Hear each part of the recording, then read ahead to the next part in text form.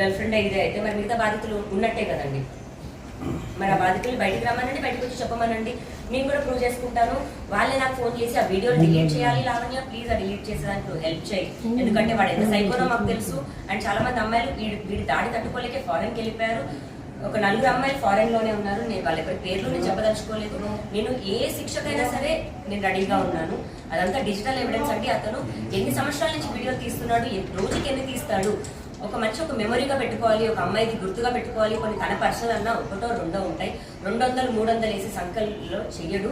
నెలకు అతను దాదాపుగా ఒక 500 వీడియోల వరకు చేస్తుంటాడు ఒక్క అమ్మాయివి. మళ్ళీ ఏ అమ్మాయికి అమ్మాయితో మాట్లాడుతున్నాడు అని కూడా తెలియదు. అంత చేస్తున్నాడు అంటే కారణం ఎందుకు చేస్తున్నాడు అనేది మీకే తెలియాలి. మీరు లావణ్య మీ గురించి కాకుండా మస్తాన్ సాయి వీడియోలు ఎందుకు చేస్తున్నాడు దయచేసి ఒక క్వశ్చన్ అడిగితే ఆ రోజు లావణ్యది ఏం లేదు అని అర్థం అవుతుంది. మస్తాన్ సాయి అసలు డ్రగ్స్ ఎక్కడ నుంచి తీసుకొస్తున్నారు, దాని వెనుక ఏమైనా కన్సల్ట్ అయ్యే వారు మీకు కూడా చాలా పార్టీలు తెలియదు కదా, ఆ డ్రగ్స్ ఎక్కడ నుంచి తీసుకొస్తున్నారు?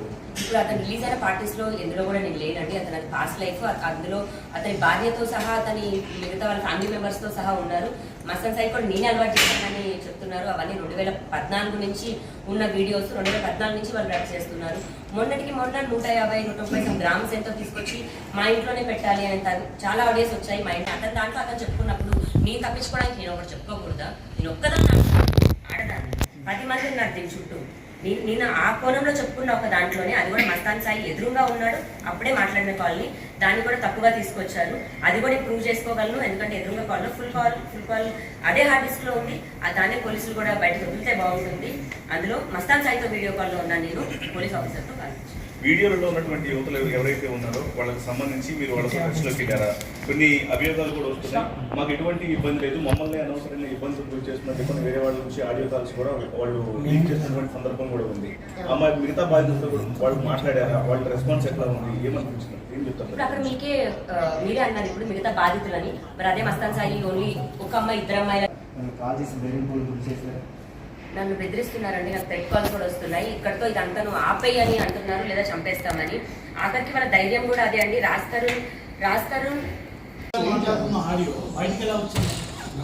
దానికి లీగల్ గా ఎలాంటి కన్ఫర్మేషన్ లేదు.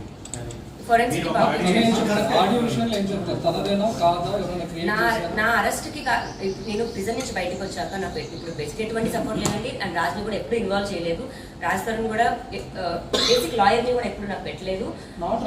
ఎగ్జాంపుల్ సో నేను బయటకు వచ్చాక నా ప్రయత్నం నేనే చేసుకోవాలి. సో నిజాలు ఏంటి అని మళ్ళీ నేను మస్తాన్ సాయిని అడిగేదాన్ని. మస్తాన్ సాయి అదే అండి, నేను సెప్టెంబర్లో, లాస్ట్ ఇయర్ సెప్టెంబర్లో ఆ ప్రాసెస్ ఏం జరుగుతుందంటే నన్ను అరెస్ట్ చేయించింది త్రూ డిఐగా. మస్తాన్ సాయి నాకు చెప్పినప్పుడు కేసు చేశాను అన్న దాంట్లోని డ్రగ్స్ అన్ని మా ఇంట్లో పెట్టాలి అని ప్లాన్ చేశారు. ఆ బస్ డీటెయిల్తో సహా పోలీస్ వారి దగ్గర ఉన్నాయి. ఆ రోజు డ్రగ్స్ వచ్చాయి, హైదరాబాద్ కూడా డ్రగ్స్ వచ్చాయి, 137 గ్రాములు డ్రగ్స్ వచ్చాయి హైదరాబాద్. ఆఫీసర్తో మాట్లాడుతున్నాను, ఆయన నాకు కలిసి చెప్తాను అన్న ఒక మాటకి మీరు కలిసి చెప్తా అన్నారు కదండి ఏంటి అని అడిగితే ఆయన నేను బయట ఉన్నాను, పార్టీలో ఉన్నాను అని అన్నప్పుడు నేను అది నిజంగా నాకు రావాలి. ఇప్పుడు నేను అతనితో పర్సనల్గా మాట్లాడుకున్న ఒక కాల్ అయితే మస్తాన్ సాయిని వీడియోలో పెట్టుకొని మాట్లాడాల్సిన అవసరం లేదండి. ఇప్పుడు అతను వాళ్ళ డాడీ మేము పోలీసులకి విడన్నాడు. అంత మొత్తంలో అంత క్వాంటిటీ డ్రగ్స్ ఎందుకు తేవాల్సి వస్తుంది అన్నది బయటకు రావాలండి. ఇప్పుడు 4 గ్రామ్స్ ఉన్న డ్రగ్స్ దొరికిన లావణ్య కేసుని అమ్మాయిని జైలుకి పంపించారు. మాది 35 గ్రాముల డ్రగ్స్ నన్ను యూజర్గా వేశారు అని అంటున్నారు. అంటే లావణ్యకు ఒక న్యాయం, మస్తాన్ సాయికి ఒక న్యాయమా, లేకపోతే అక్కడ పోలీసులకి డబ్బులు ఇచ్చి చేపిస్తున్నారా, వాళ్ళు ఏ విధంగా చేస్తున్నారు అన్నది బయటికి రావాలి. వాళ్ళు మాత్రం తప్పించుకుంటారు. 4 గ్రాములు మరి లావణ్య ఎక్కడ కొనింది, నేను ఎక్కడ కొన్నాను, లావణ్య మరి 4 గ్రాములు ఏం చేసింది, నేను ఎక్కడ అమ్మాను, మరి నా కస్టమర్స్ ఎవరు, ఇవి ఏమీ ఉండవండి, ఏ సాక్ష్యాలు ఉండవు. నేను ఆ పని చేయలేదు. నేను శిక్ష అనుభవించి వచ్చాను, జైల్లో 43 రోజులు ఉన్నాను. రాజధానితో చాలా రోజులు కలిసి ఉన్నారు. ఇంత రప్చర్ అయిన తర్వాత తిరిగి మీతో ట్రావెల్ చేసి మీకు రెడీగా ఉంటారని అనుకుంటున్నాను. నేను నిజంగా దాని గురించి ఆలోచించలేదండి. దేవుడు ఏం రాస్తే అది. కాకపోతే రాజ్కి నేను మనస్ఫూర్తిగా అయితే క్షమాపణ కోరుతున్నాను. నేను చేయాలనుకుంది అయితే ఇదే అల్టిమేట్గా, అది రాజ్కి తెలుసు.